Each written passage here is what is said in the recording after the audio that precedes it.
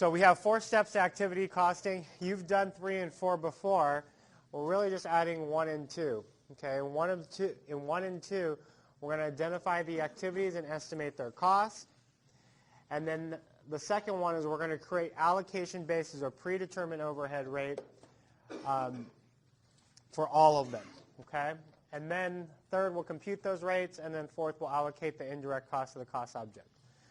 Okay, so in step 1, we have to identify the activities that consume most of our overhead rate. Okay, so we're not saying that all of our overhead is driven by setup, production, and testing, but for the most part, a majority of it is. Okay, these are the 3 things that drive the overhead rate. Okay, so we're going to use that as our predetermined overhead rate allocations. Okay. So setup, we estimate about $15,000 of the overhead is due to setup, $65,000 is due to production, $20,000 is due to testing, for the total estimated overhead rate of $100,000. Okay? The key thing here is nothing's changed from last chapter. We're still giving you overhead costs, except all we're doing is we're breaking that down into 3 distinct situations: setup, production, and testing. Okay? Now, if you weren't here to do step 2, I have the worksheets up here. So if you weren't here on Monday and you don't have a worksheet, they're up here. So in step 2, we actually we try to understand all the allocation bases. Okay? So for setup, our allocation base is number of batches. In the standard model, we expect to make 40 batches, in premium 20. How do we get those numbers? We got those numbers by saying in our standard model, we can do 50 units per batch. Okay? If we're going to create 2,000 units, that would mean we would have 40 batches at the end of the day. In our premium model, we said we could do 25 units per batch. We expect to make 500 units, so 500 divided by 25 gets us 20 batches. So in this next year, we expect to do 60 batches, or what I like to call 60 production runs. Okay? Each production run can either make 50 standard units or 25 premium units. Okay? So we're saying that we're going to do 60 runs.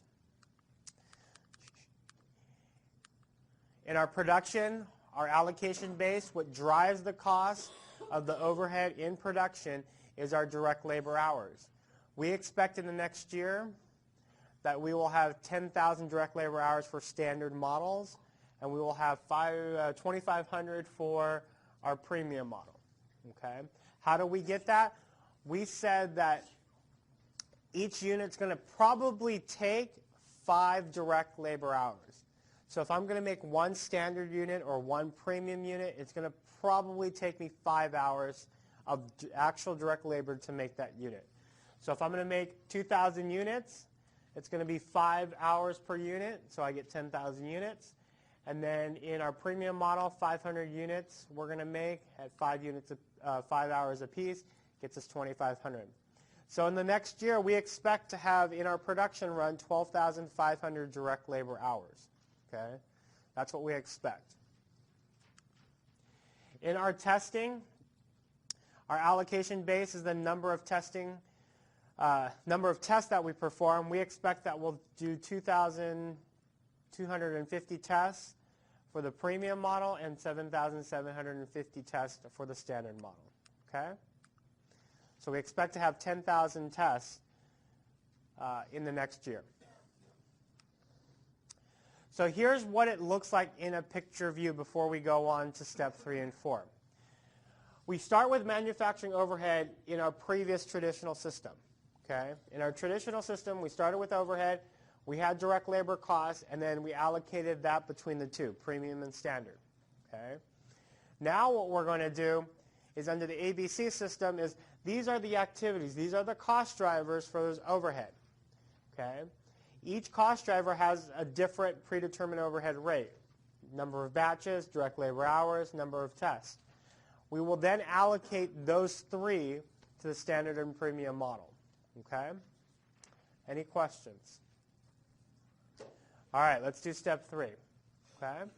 So this table you already have from step 2. That's how we calculate predetermined overhead rate. So I'll do the first one and you do the second and third. For our setup, we have an estimated cost of $15,000. What's our allocation base for setup? What? Number of batches. Okay, so how many batches am I going to have in the setup? 60 total batches. Okay, so my estimated overhead cost is $15,000. Estimated quantity of overhead allocation base would be 60. 15,000 divided by 60.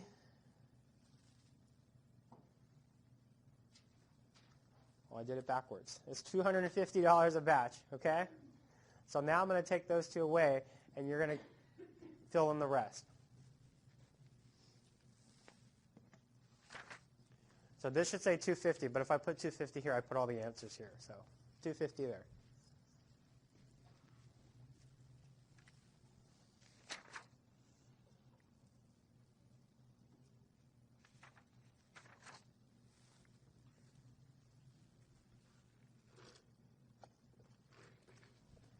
So I took 15,000 divided by 60, and I got $250 a batch. So every time we ran a batch or production run, I'm going to cost out $250 to that specific job. So 15,000 divided by 60.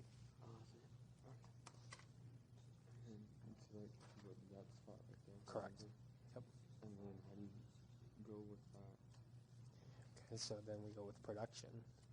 What's my allocation base for production? Okay, so what's my total hours that I expect?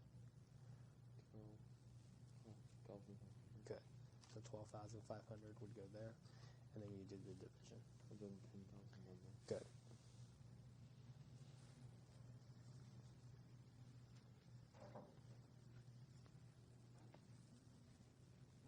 So now you'll take, so there's the equation up at the top. Total overhead cost, which is 15,000, divided by your allocation base, which is 60. That gets you that. I have extras on the top.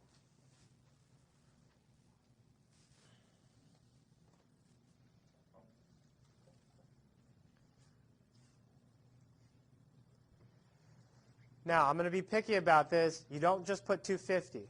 You got to put 250 something.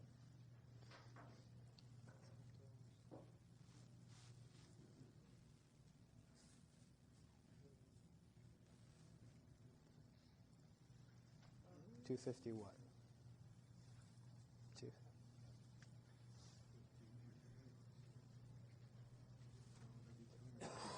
Batches or dollars? Per batches. You got it? $50 per batch? Yeah. So dollars divided by batches is dollars per batch. Okay.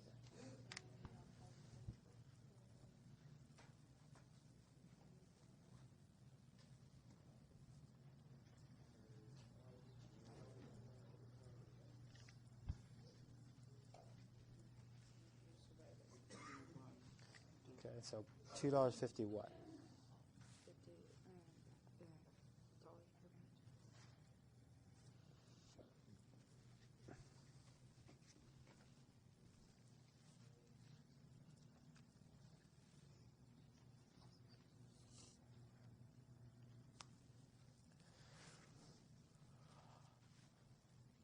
All right, so we're going to do this backwards since I have this backwards.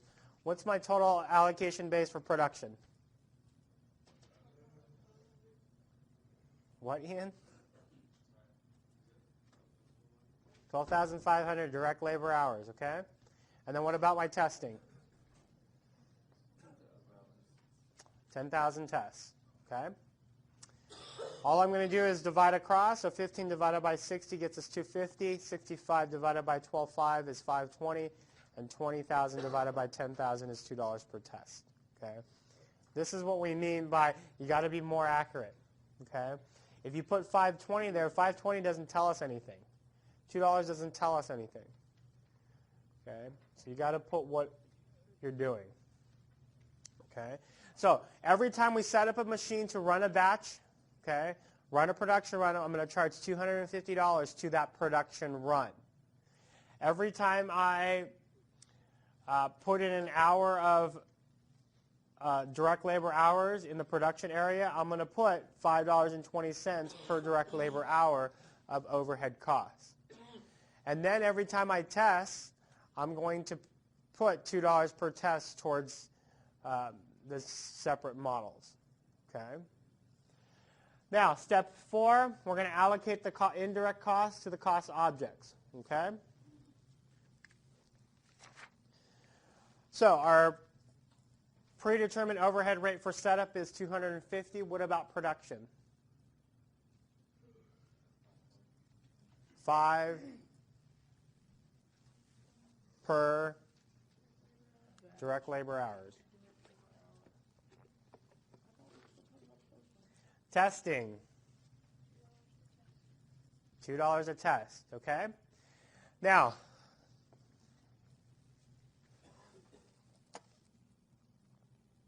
how many batches are we going to run for the standard?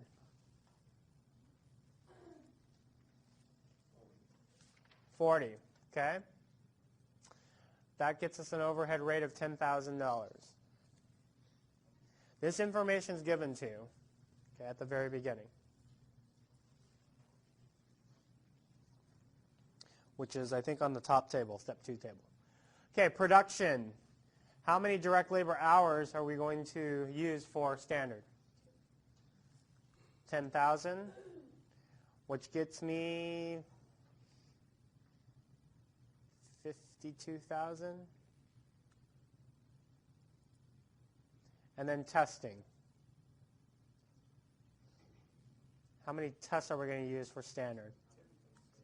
7,750 gets us 15,500.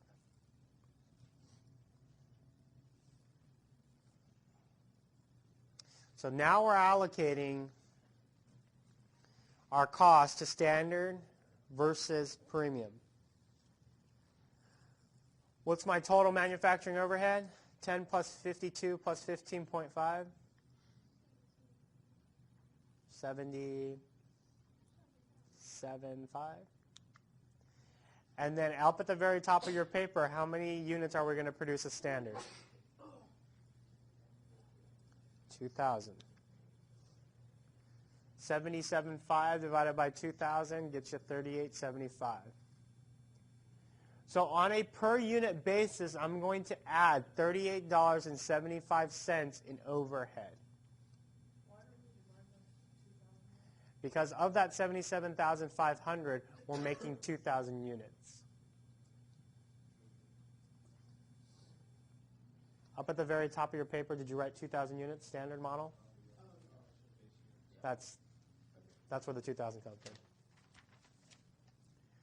Okay, so it's costing us $77,500 to make 2,000 units of our standard model, which comes out to about $38.75 a piece. All right, now go ahead and do the premium.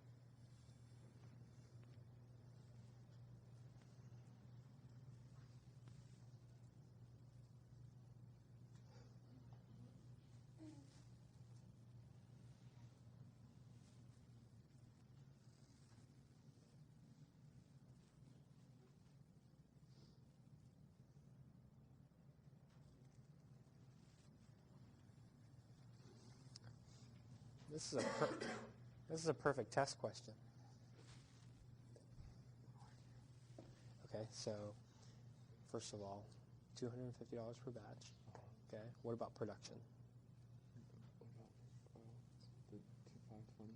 Correct. I was going to write those down later after Okay. you explained it to me. Okay, so here, how many premium setups are we going to have?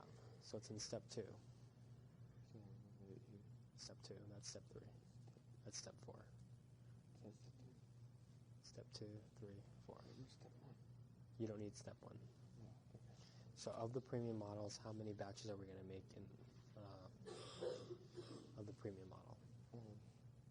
What, 20? Good. So then 20 would go down there. Oh, so 20, so just those things were Yep. Mm-hmm. Okay.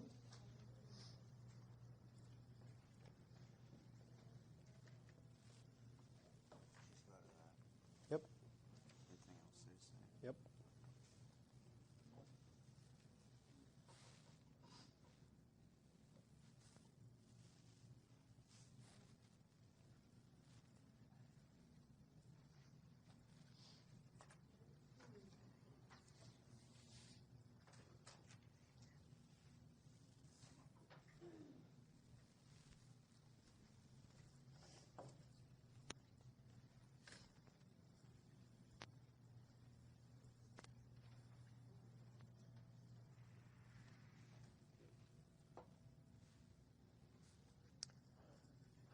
Okay, so of the premium model, how many setups are we going to actually have?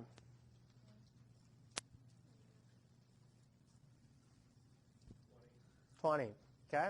That gets us, how much overhead are we going to allocate to setup? Or to premium, I should say.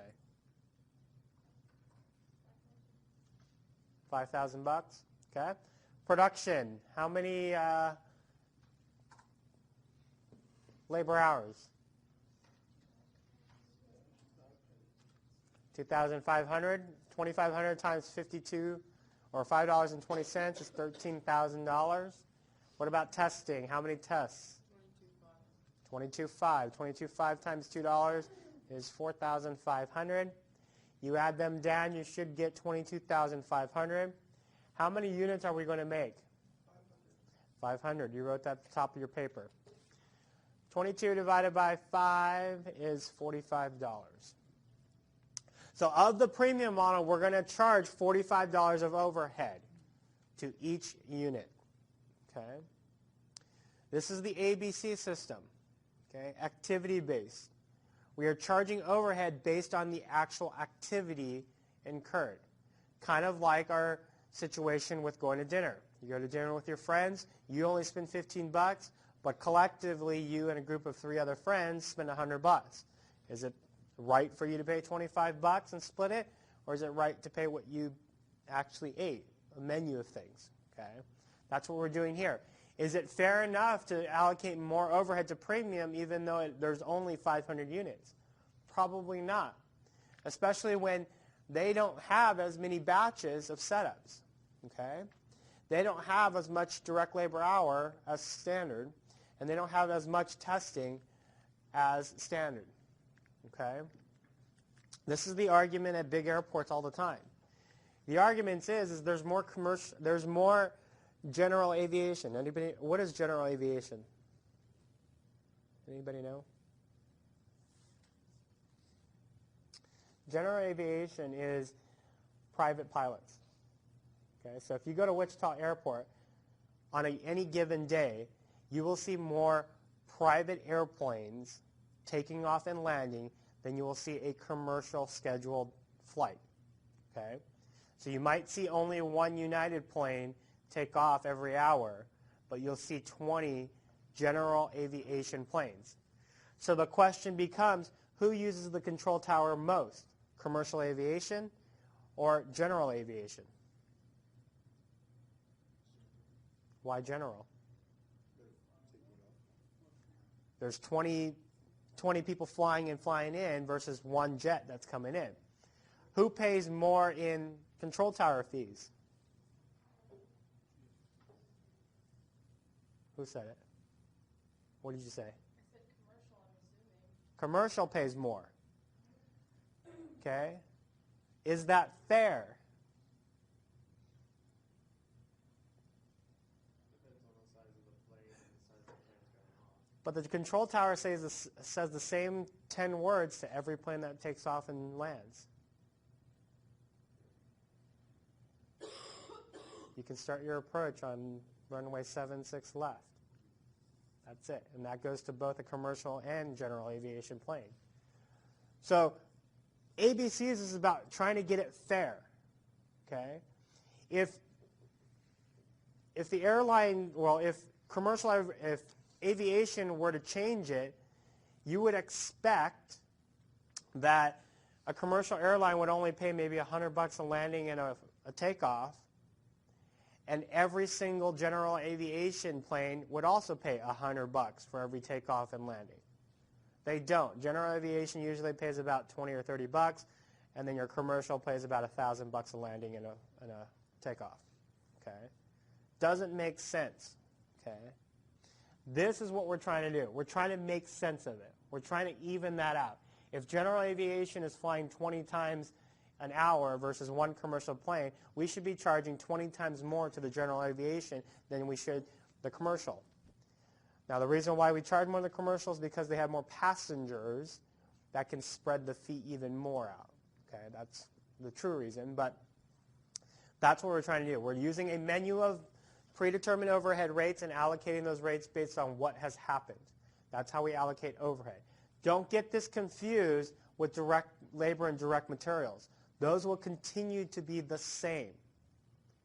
Okay? If we use $350 worth of materials for the standard, we're still going to charge it $350. If we use 10 hours of direct labor, we're still going to charge 10 hours of direct labor to the standard. Okay? So this is only for overhead. All right, so let's calculate per unit. These numbers were given to you way back in the chapter, so I don't expect you to know that. But let's say that standard model's direct materials cost was $150. Direct labor is $88. What was the manufacturing overhead cost that you calculated for standard? $38.75. What about premium? Okay, so our total cost per unit for standard is $276.75. Now I know you don't have notes in front of you that compares it with our traditional method, which I'll give you. For premium model, $393. So that's our new cost based on an ABC system. How does this compare to our single rate and multiple rate? This is what it looks like. So when we did the single rate, we said standard was $273.20. When we did the multiple rate, we got $275.04. When we did ABCs, we got $276.75. Notice that we're trying to get it better refined. That's why it's changing. Okay? We were allocating too much cost to premium up here. Okay? How much are we, if we use single versus ABCs, how much more are we actually charging to premium than we're supposed to? About $14.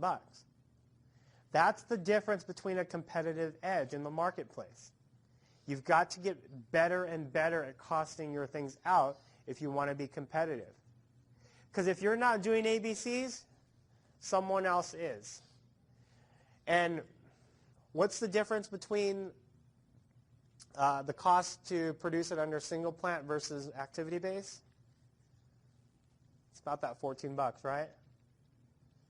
Could $14 sway a person's choice in choosing one product over the other, assuming both items are the same? Absolutely. You do that all the time. Okay? Hotels. Anybody have booked a hotel in the last year? How do you book your hotel? On the cheapest and the nicest. Okay. Where do you go to? I look on the Travelocity, and then I actually go to the website of the actual hotel that's cheapest in there. So usually you'll go to a travel website that compares rates. There's a reason why Travelocity is flourishing right now, and Priceline. I don't want to bring it up because then I would I'll stop the recording, but let's look up the price of a share of Priceline. Anybody know off the top of their head before I actually tell you what it is? What's the stock price of Priceline right now?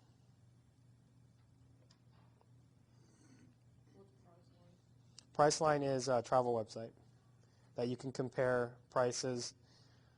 Have you ever seen that commercial? Yeah. William Shatner's on. Okay. What's her name from The Big Bang Theory is also on there now? Yeah, Penny. That's not her real name. Kaylee Cuoco, who decided to get married 3 months after she started dating this guy. She got married 6 months after she... Priceline stock is $1,353.49. Why is it so high? Any guesses? Well, you can't book a hotel room through the actual hotel anymore. Because I tried to do that in Wichita probably about a month ago. And they're like, no, you have to go through like one of those, like, booking places. It wasn't the Marriott, was it? Yeah. It was? Yeah. Okay, then they just don't know what they're doing. Never mind. I don't know if you can see this chart, okay? But that's the stock chart, okay? That small line is right about $50 a share, okay? Now, when we talk about competitiveness here, the reason why so many people use Priceline, including myself, is because we want the lowest rate for the best quality hotel. Okay? $14 in hotel, when we talk about hotels, $14 makes a huge difference. That's the difference between me booking with Marriott versus Hilton. Okay? So price is a huge competitive advantage. We use ABC to refine the way that we price out our goods, to be better effective in figuring out how much our goods actually are costing us. Okay? The reason why Pricelines is $1,000 and $350 is because everybody goes to them. Okay? That's the first place I go to when I book a hotel or a car rental. Flights, I'll go directly to the site. But when we talk about hotels and we talk about car rentals, it's the first place I go to. Okay? Because it has all the information I need. It tells me how many stars that hotel is, tells me where they're located, gives me a picture of all their hotel rooms, and then it tells me what their price is. That's comparative shopping in less than 10 seconds. Okay? And people love it. Okay? All right, so with activity-based costing, we have something called activity-based management. Okay? So the reason why we implement activity-based costing is because of activity-based management. Activity-based management uses activity-based costing to make decisions that increase profits while meeting customers' needs. There is a dichotomy there. This is kind of like supply and demand. Okay? The customer is going to have a need. We want to fulfill that need, but at the same time, we want to maximize our profits as well, and that's why we use activity-based costing. Management can use activity-based management to make two kinds of decisions. One is pricing and product mix. The other one is cost management. Okay? Now, take a look at this for a moment. Notice that from last year's model to this year's under ABCs, we've been able to decrease the cost of goods sold by about $23.25. Okay?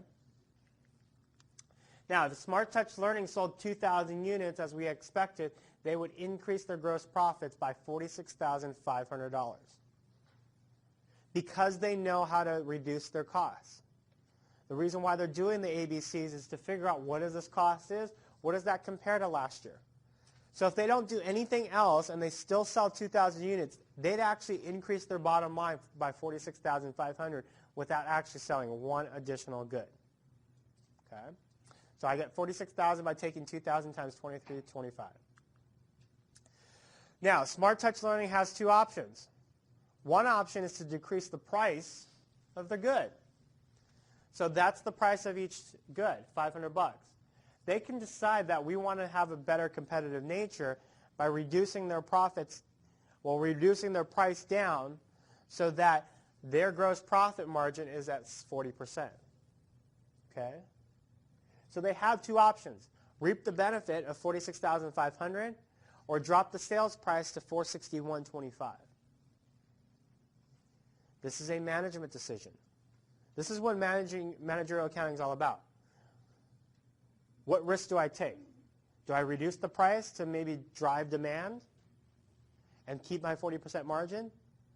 Or do I keep the price knowing that some customers will not buy it at the $500 price because The competitor might be using ABCs and decide, let's drop the price.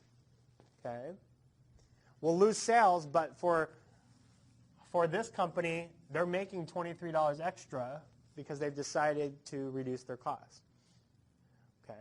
Now, over here on the premium model, notice that we have a $14.20 additional profit from last year, or from the traditional model. We can decide to either make more of the premium or more standard. Now, just based on this, what would you make more of? Take a look at both the ABCs. Here and here. What would you want to make more of and sell more of? Why standard? Don't use return rate. You're in the right neighborhood. Good. Okay. Has a better gross profit. I'm going to get 44.65% profit on the standard. Okay. I'm only going to get a 34.5% on the premium. If I had a choice in marketing techniques, I would market the heck out of the standard one because I'm going to make more money. Now, the reason why we use the ABM, activity-based management, is because you're going to have some constrictions. A constriction would be your production line. You can only make 2,500 units a year. How do you devise that? Do you just make 1,250 premium and 1,250 standard? Or do you try to maximize, make 2,500 standard and 0 premium? Or do you try to put the premium on the market because of a certain reason? Okay. Apple released this past year, like this MacBook Enterprise Edition. It's like a $5,000 computer that can hook up a whole bunch of computers to whatever. The reason why they're putting that out is to gain market share in the business community. They're not there really to make a profit on that $5,000 because if you think about it, they make more money selling the iPad to businesses. Okay. Here we're deciding, do we make more standard, do we make less, or do we put more marketing effort in standard to try to sell more? Okay. This is an important factor because next chapter we do cost, value, volume, profit, and what we're really doing in chapter 20 is figuring out how much standard do we make versus how much premium do we make. Okay. So in activity-based management, we're trying to figure out what our costs are, what should we put our attention to. And in this case, I would say if I'm getting a 44.65% gross profit margin on my standard, I'm going to sell the heck out of the standard. I'm going to market my standard more than my premium. I'll have my premium out there, but that's not going to be my bread and butter. Okay? So now when you watch a TV show and you see commercials for like Doritos versus Lay's, you know why you see them. Okay? There's probably a better profit margin. Or when you see an Apple commercial, Apples tend to do this. You'll see a lot of iPod. Well, first you'll see a lot of iPod commercials, and the reason why you see a lot of iPod commercials is because iPod, there is no more research and development. They know how to make it. So the cost for them to produce an iPod is very low, which means their profit margin is very much high. You'll also see them market their iPad Air more than their regular iPads because the iPad Air makes them a ton of money. Okay, so there is a marketing strategy, but there's also a profit strategy. The more you market, the more sales you'll have. Okay. All right, we do have two different kind of cost management decisions. So we talked about there's two reasons why we use activity-based management. The other one is cost management. We have something called value engineering. Okay, this reevaluates activities to reduce the cost while still meeting the customer's needs. So the customer has needs. What do they want in their product? For instance, what do you want on your iPhone when they come out with iPhone 6? If you have an iPhone. What would you like to see? The lock button to work. Okay, so better lock button. Anything else, or you think it's the perfect thing since sliced bread?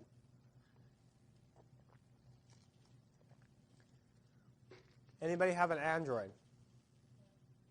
What would get you to change to iPhone?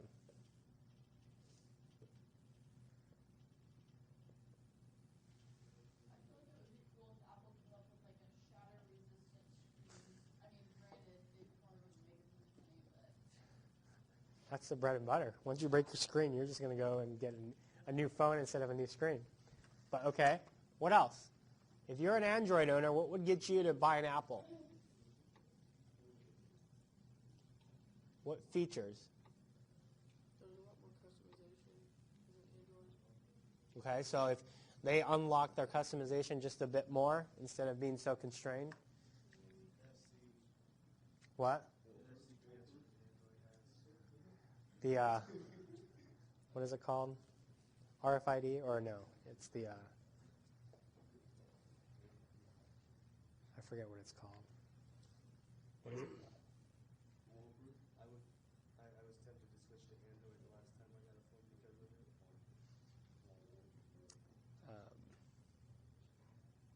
What is it called?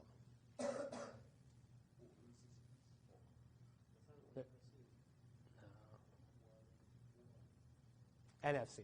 That's what it is. Near frequent. Oh, I heard you say FC. NFC. NFC, near field communication device, which means, if you've seen Samsung, so let me borrow your phone. I promise I won't break it. On a Samsung, you can take two phones and go like this, and it'll transfer the data automatically. That's one thing that Apple is lacking. You can be this far away, too. Yeah. There's also ads. I think I've told you this before in financial accounting. If you go to LAX, there's ads. And the ads, it tells you to take your Samsung and go like this, and they'll download a free song for you. Those are the cool technologies that you're looking for. Now, value engineering is saying, what does the customer want? Well, let's say I want an NFC chip in my iPhone. Apple then goes back and says, can we do it, but can we do it in a cost-efficient manner? If we can't, it's not going to be in our phones. Hence, that's why NFCs are not on your phones yet, okay? Because they haven't saw that the cost outweighs the benefit, which means they haven't seen that they would actually sell more phones without it, okay? So that's what value engineering is, meeting the customer's needs. What are your customer's needs, but also reducing your costs, okay, for those needs. The other one is called target pricing. I love target pricing, okay? Here's why I love target pricing. Who here actually, and I don't care who, but who actually likes to buy high heels? High heels. Anybody? Oh, come on. Shoes? Okay. Same thing. Same difference. Okay. What's the last shoes that you've bought that were not tennis shoes that you normally, like dress-out shoes? You guys don't have any money, so you guys don't buy. Okay. Vans. How much do those Vans cost you? Okay, $55. How much do you think it cost them to make? $2. Okay. Actually, you're probably right on. It's probably between 2 and 5. So what gives? Why are they selling the shoes for $55 when it really only costs $2? So profit margin-wise, you can mark it up 500% and still not to get to $55. Why?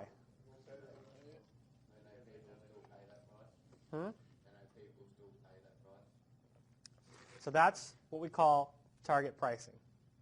Okay. Target pricing is the amount customers are willing to pay for a product or service, not necessarily what amount would be fair in the market. Jimmy Choo shoes. I don't know how much they are, but for whatever reason, they are a ridiculous amount of money. Okay. Handbags. Don't know why you're paying $500 for a handbag when it costs 50 cents to make, but people do. Okay. What was it this weekend?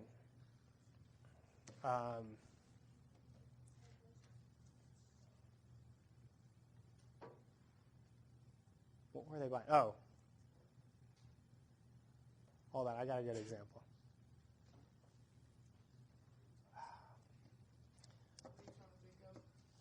At the race that I was at.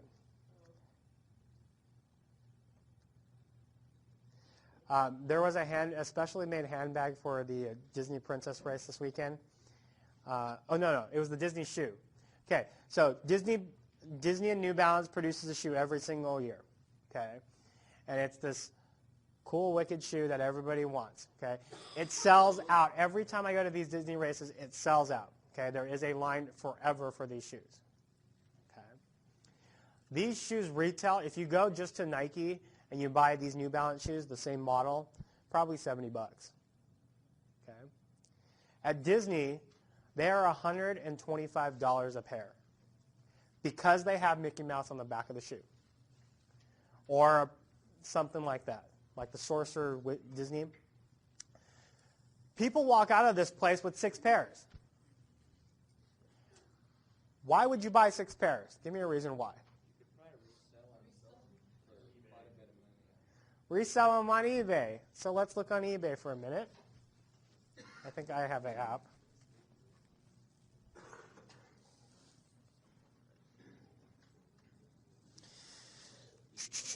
No.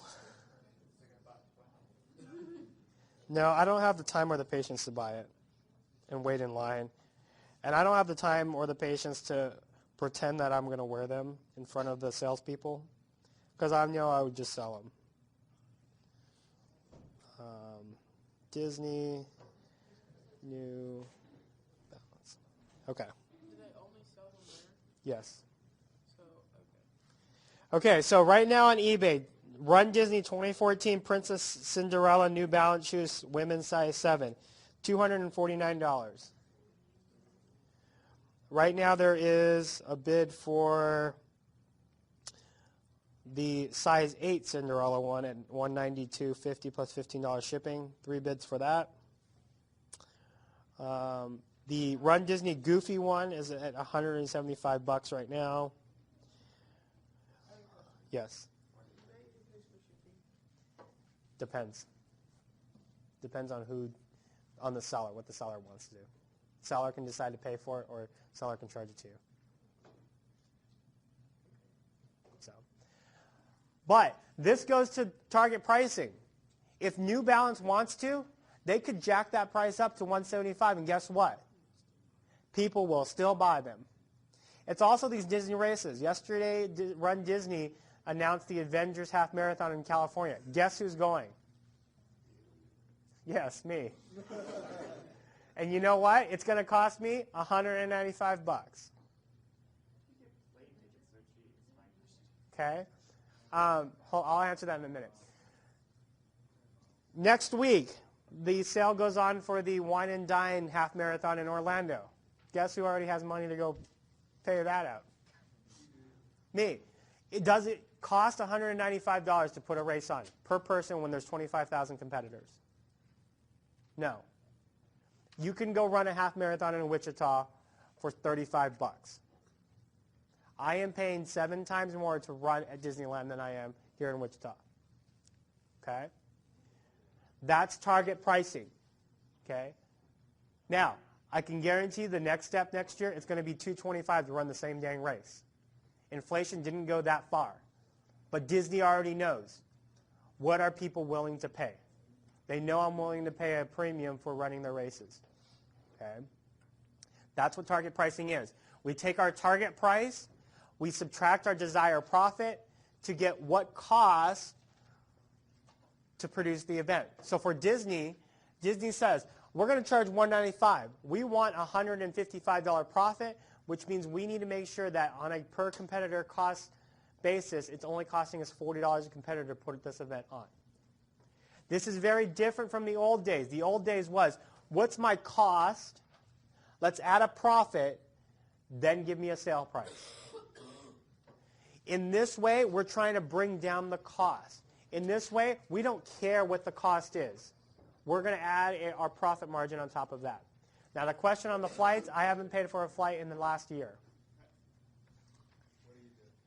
I've got 150. I had 150,000 miles prior to starting my run, so I haven't paid for anything yet. Next year will hurt because I have 17,000 points left. That will only get me to Orlando back. 17,000. That will get me to Orlando and back. When you go run at Disney, do you run at different parks? Yes. If you ever want to run at Disney, do the marathon because you run through all 4 parks at Disney World. It's just a marathon, 26.2. If you want to do Disney World, Disneyland, you can run any of their half marathons that go through both parks. I refuse to buy a ticket to go to Disneyland, but I don't refuse to run through Disneyland and pay twice as much as it takes to get in. Okay? All right. So last thing. We're not done with this chapter. So Friday, we're going to attempt to finish it. Friday's a little bit tougher, so I don't think we're going to finish it. But there is always that chance, which means homework will be due Friday night. Sorry to spoil your Friday night. So you might want to actually do your homework prior to then. Second thing, I know we go up against the women's basketball quarterfinals, so good luck to the women's basketball team tonight. But I do have the financial planning workshop tonight at 6:30 too. So it is extra credit. So you can decide to support your lady builders, or you can come and learn how to make $1 million. Your choice.